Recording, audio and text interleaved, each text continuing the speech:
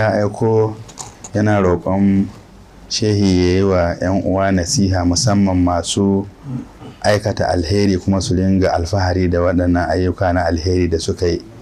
Mai maulana zai bayani akan. To ka sani yin alheri, wato manzo Allah sallallahu alaihi wasallam ya bayyana cewa za a zo da mutum uku, ɗaya malami wanda ya yada ilimi sai a tsaida shi, waɗanda ya yi malantansa ya yi ta saboda mutane su ce malami ne, su masani ne, su ce menene. Sai a zo da wani kuma yana da arziki, shi ma ya ciyar da abubuwa, ya yi sadaka, ya yi alheri sosai cikin dukiyar da aka bashi, amma saboda dai a ce shi mai alheri ne. Na uku kuma mayaki mai jihadi, ya fita jihadi, dama an san shi ya shahara da wannan jihadi. To idan an tsaida su sai Allah ya tambayi ɗayansu, shi mai ilimi, sai ce ya ubangiji na karanta littafinka, na fahimci addini kuma na yi wa mutane wa'azi, na gaya musu gaskiya. Ce lalle ka yi duk wannan don a ce malami ne, to an faɗa ka tsaya can. To shi kuma wannan mai dukiya sai ce ya ubangiji, ba duk inda kana so a yi alheri a ciki da dukiyar nan sai na yi shi a ciki, na kashe kuɗi na yi sadaka, na yi kyauta, na yi.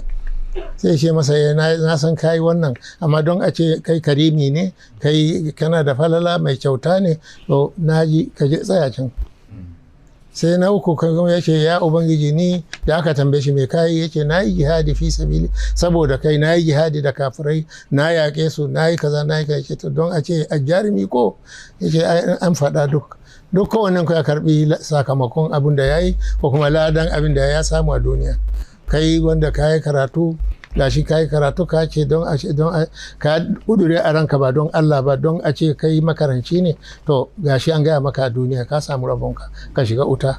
To shi wannan na biyu na sadaka mai ya shiga wuta, wancan na mayaƙin ma shi ma ya shiga wuta. To saboda haka wato mutum a duniya ya kyautata ayyuka na alheri, wannan yana da kyau, kuma aikata alheri ɗin ko ina, amma kar ya riƙi wannan abu don ya fifita kansa da shi akan mutane. Kar ya yi haka, don ya yi haka ya rasa ladan da Allah zai rubuta masa, a cikin kuma aƙiba za ta zama ba kyau. To haka, saboda haka duk dai wanda yana yin alheri kowane iri, cikin karatu ne, cikin kyauta ne, fidda zakka ne, ko kana wasu duk dai abubuwan da kana yi saboda a ce abubuwa ne na alheri, to ka nufi Allah da su. Wannan zai sa za ka same su suna nan a wurin Allah ya saka maka da su. To amma in ka yi waɗannan abubuwa duk don mutane, to mutane za su faɗa, to kasa wannan shine rabonka. Kamar dai wani da aka faɗa yana karatun Ƙur'ani, ya yi karatu har ya sauke Ƙur'ani, amma da ya zo Taha, yana karatun Taha, sai makwabcin shi ya yi motsin makwabcin shi, sai ya ɗaga murya ya karanta saboda makwabcin ya ji shi. To da aka gama washe gari sai ya yi mafarki cewa kiyama ta tashi, ya ga kan shegun Allah, sai aka ba shi ladan khatmansa wannan.